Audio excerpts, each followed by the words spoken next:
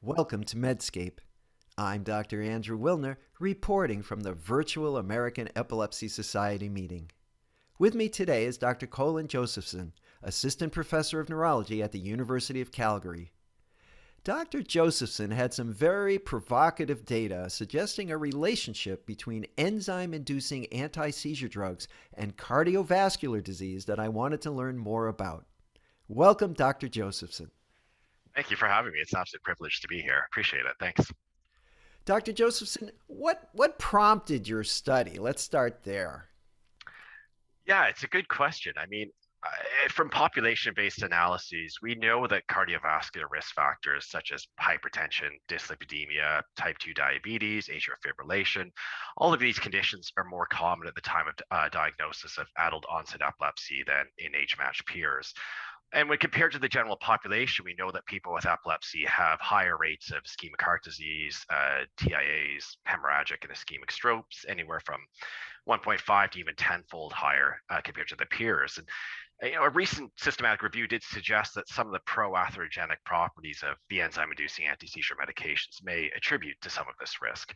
And I remember, since I was a resident kind of in the mid-2000s, this was a hotly debated topic at the time. Is this a major risk factor to these medications? And we were relatively surprised by the dearth of sort of high quality, large studies that have actually explored this issue. And much of this is probably down to the fact that it's very difficult to explore this type of a problem, especially in things like randomized control trials or even in large cohort studies.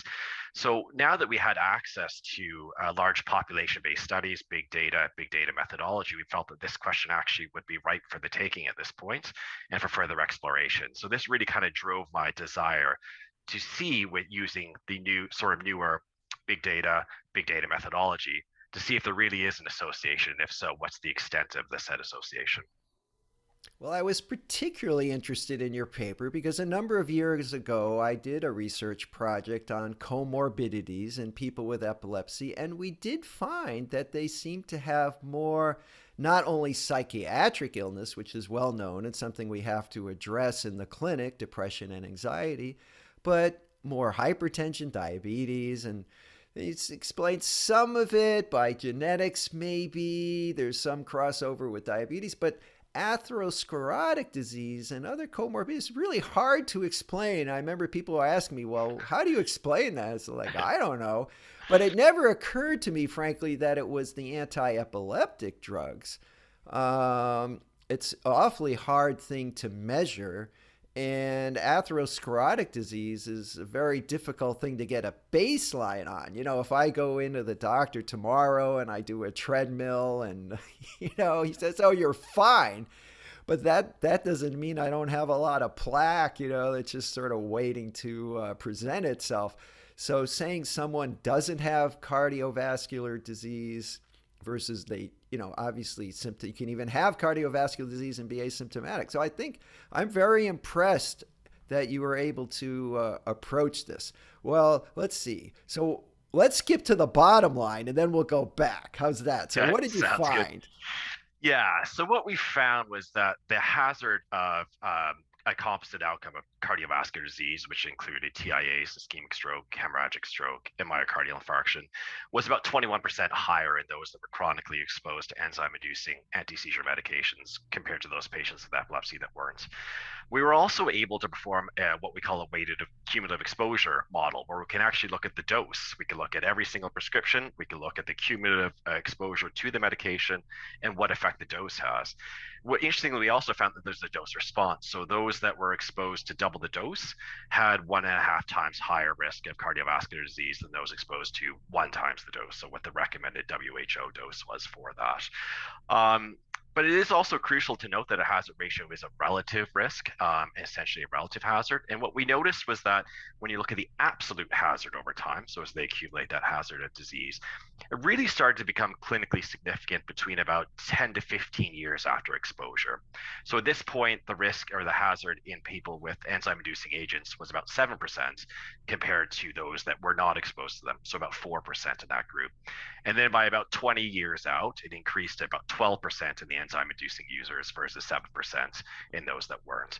So Short term to medium term and lower dose seem to confer a lower risk or a lower hazard, but higher doses and longer exposure seem to really drive home that risk there. So those are sort of the main findings that we found from this paper.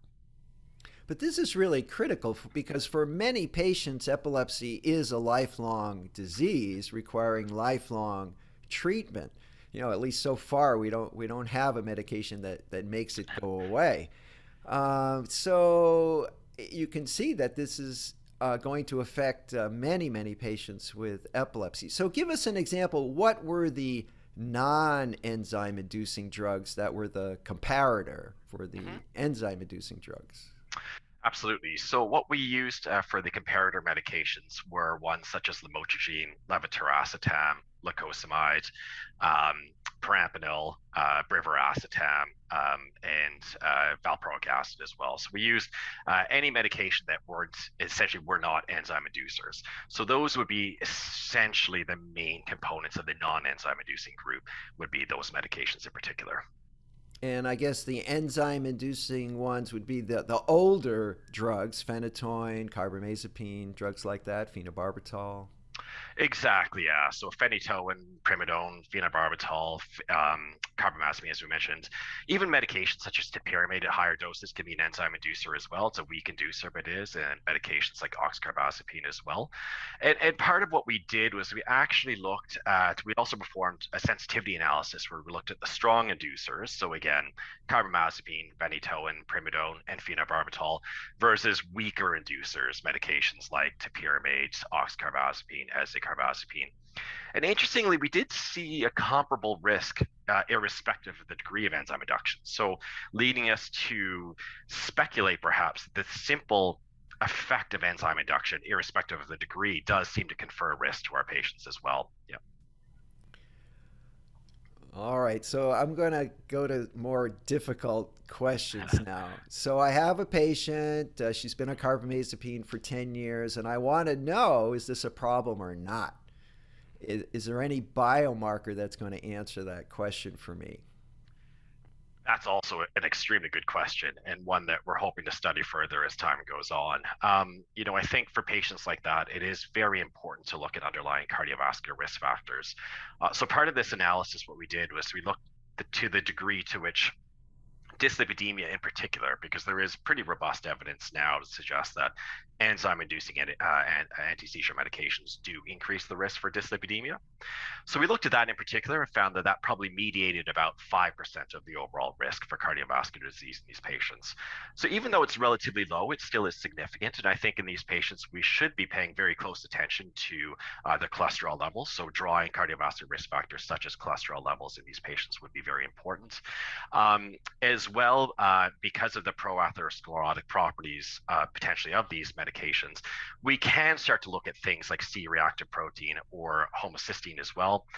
Again, that's potentially a question about value at this point until we do future research into it, but these have been suggested as potential biomarkers for underlying disease. And there are some papers that suggest that these values do increase in the presence of enzyme-inducing anti-seizure medications. But I think for a patient such as that, the really important thing moving forward to be very close look at their risk factors and very close management of said risk factors, as well as trying to avoid any interactions. So again, some of the medications that we use to lower the risk can interact with enzyme-inducing anti-seizure medications as well.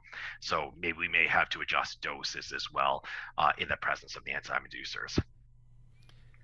So I think, I like that approach because in the clinic you can be proactive and you can check lipid profile and you can counsel about smoking and exercise and all those things that we do try to do anyway. But this is sort of a little more pressure to make sure they happen. But I could imagine where I would prescribe Tegretol along with a statin as Yep. kind of a, have you gone so far as to recommend that, or is that only if the lipids Probably required? only if the lipids required. So we actually, again, as part of our study, we were able to look at an interaction between treated dyslipidemia or the presence of lipid-lowering agents and what effect that has on the overall risk. And the risk, again, remained relatively comparable if you were exposed to an enzyme-inducing agent when we controlled for the presence of lipid-lowering agents versus when we didn't.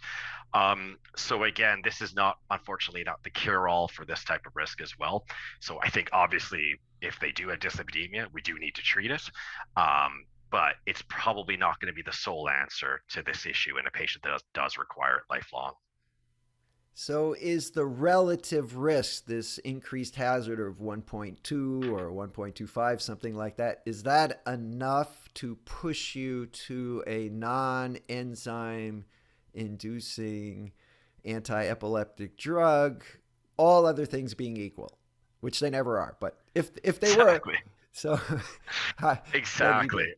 To me, it's a very nuanced discussion you have to have with the patient. And this is something, again, we're exploring with future research is decision analytics and help them make the decision. Because I think clinicians, what we need to do is we need to take into account the risks of switching the medication. So there is a potential for seizure recurrence. In some patients, a very small proportion, there may be a risk that we are not able to get their seizures under control again. Uh, and I imagine worldwide, at least within Canada, there are of course driving restrictions when we switch medications that can have effects on employment as well. So what we're trying to do now with our follow-up studies is to look at health utilities and try to say, okay, we have a young patient, they're currently on carbamazepine. Can we factor in health utility analyses and quality of life and these risks of seizure recurrence to look at what is the relative benefits of switching the medication early, knowing that you may leave the patient at risk of not driving, employment, and seizure recurrence, but you are lowering their long-term risk of cardiovascular disease versus maintaining the status quo. So we know then that their seizures remain under control. They can still drive. Their work's not affected, but they do have a slight risk moving forward of cardiovascular disease. So I think, unfortunately, we're at a situation right now where we have to sort of discuss this with the patient without the full data at this point about the relative risks of switching a medication short term but lowering your long-term risk. But my hope is as we start to accrue health utility data, we can then start to make an even more informed decision about how they will experience what the quality of life will be with a very early change versus with a later change. I think that form of research is going to be a very critical component to this. Well, I can imagine a algorithm or a calculator, right? Where you ask questions like, "Do you have a family history of cardiovascular disease?" So yes or no, you get a point. And do you smoke? Yes or no, you get a point. And do you run marathons? Maybe you get minus points. And then at the end of it, you get some kind of score, or the computer will tell you after you plug all this in, you should use a enzyme inducer or a non-enzyme inducer. Again, all other things being equal, seizure type and, cost and all of the other things that you have to consider when choosing an anti-epileptic drug. So you've kind of read our mind. That's essentially kind of where we hope to go with this, is to kind of help clinicians and help patients through algorithmic type decisions such as this, factoring quality of life, to really kind of help them have a holistic approach to this. Because yes, this risk is concerning, especially at a population level, but at an individual level, this is a very difficult decision for patients to make at this point. And the onus is on us to help them make the decision with better data. Yeah. Okay. So what's next? When am I going to get my calculator? Right now we're working on the health utility values right now. So we're starting to create health utility values for these various different states that we're doing. We're hoping, don't want to overpromise, but we're hoping that within the next year or so, we're going to start to be able to produce some decision analyses with these health utility data. So the nice thing is in Calgary, we do have a large data set of about 6,000 patients with health utility values on these patients. And so now we're in the process of trying to say, okay, you're seizure free. What's your quality of life? Your seizures have returned. What's your quality of life? And then through literature searches, we'll be able to look at, and through collaborations with our colleagues, we'll look at what's your quality of life down the road if you have cardiovascular disease. And then that's the hard part, is getting all this stuff together. And then, of course, running the algorithms is probably going to be a little bit easier. But hopefully within the next year, we're going to start to be able to produce some of those results about how do we make these decisions moving forward. All right. Very exciting. Very exciting. Let's make a date so we can talk at AES next year. I sense an abstracted preparation already. Dr. Josephson, I want to thank you very much for sharing your abstract with Medscape. It was great. Thank you, Dr. Wilner. It's an absolute pleasure to be able to talk about our results, and I'll hold you to that. We'll have an abstract ready for you next year. Yeah. Thank you. I'm Dr. Andrew Wilner reporting for Medscape.